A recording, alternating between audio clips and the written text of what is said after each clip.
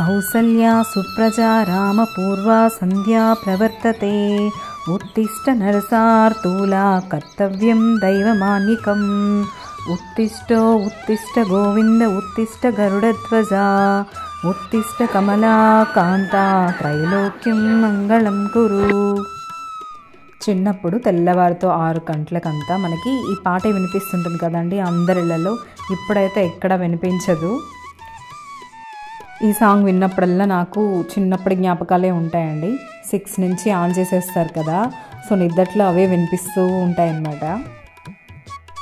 తొలి ఏకాదశి కదండి ఇవాళ. తొలి ఏకాదశి లేదా శయన ఏకాదశి.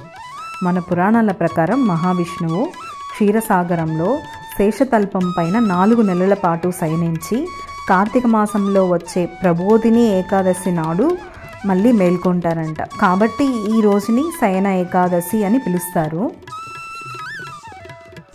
చాలామందికి ఉండే సందేహం ఏంటంటే తొలి ఏకాదశి రోజు మహావిష్ణువుని పూజించాలా వెంకటేశ్వర స్వామిని పూజించాలా అని. అందరు దేవుళ్ళని పూజించవచ్చండి.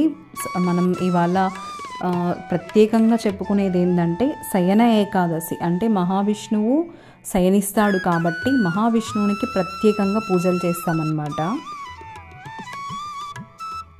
అలాగే దేవుడు లేడు అని చెప్తుంటారు కదండి నాస్తికులు. అలాంటి వాళ్ళకి దేవుడు ఎప్పుడు కూడా ఏదో ఒక విధంగా ఉన్నానని నిరూపించుకుంటూ ఉంటాడు కదండి. మన పూరి జగన్నాథుని ఆలయంలో రత్నభండాగారంలో ఒక గదినైతే తెరిచారు కదా.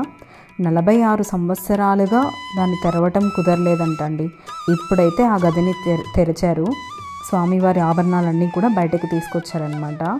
ఇక్కడ ఈ ఆలయంలో ప్రత్యేకంగా సైన్స్కి కూడా అందని విషయాలు ఉన్నాయంట. ఒరిస్సాలో ఉండే ఈ పూరి జగన్నాథుని ఆలయం గోపుర జెండా ఎప్పుడు కూడా వ్యతిరేక దిశలో ఎగురుతుందంటండి. అంటే గాలి వచ్చే దిశన కాకుండా వ్యతిరేక దిశలో ఎగురుతూ ఉంటుందంట. అలాగే మన హిందూ సంప్రదాయాల ప్రకారం ఏ దేవాలయంలో అయినా మూల విరాట్ని మనం కదిలించాం కదండి.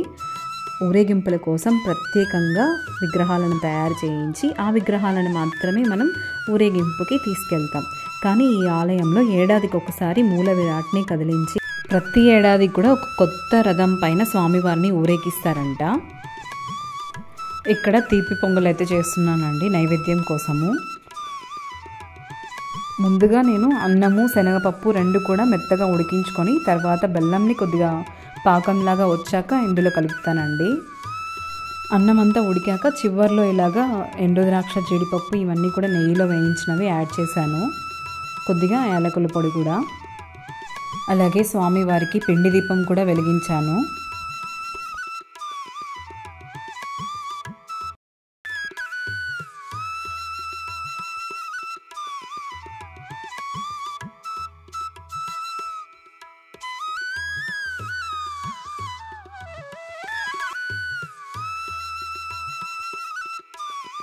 స్వామివారికి ఎంతో ప్రీతికరమైన తులసి దళాన్ని సమర్పించాను.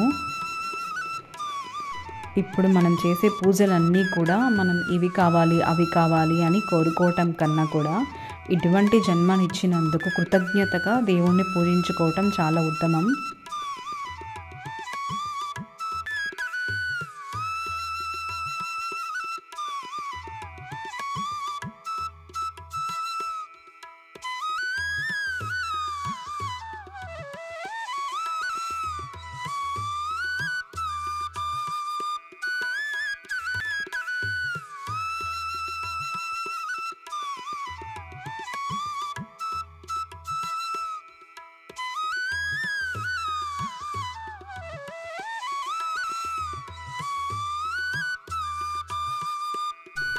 ఓం శుక్లాంబరధరం విష్ణుం శశివర్ణం చతుర్భుజం ప్రసన్నవదనం ధ్యాయేత్ సర్వవిఘ్నోపశాంతయే.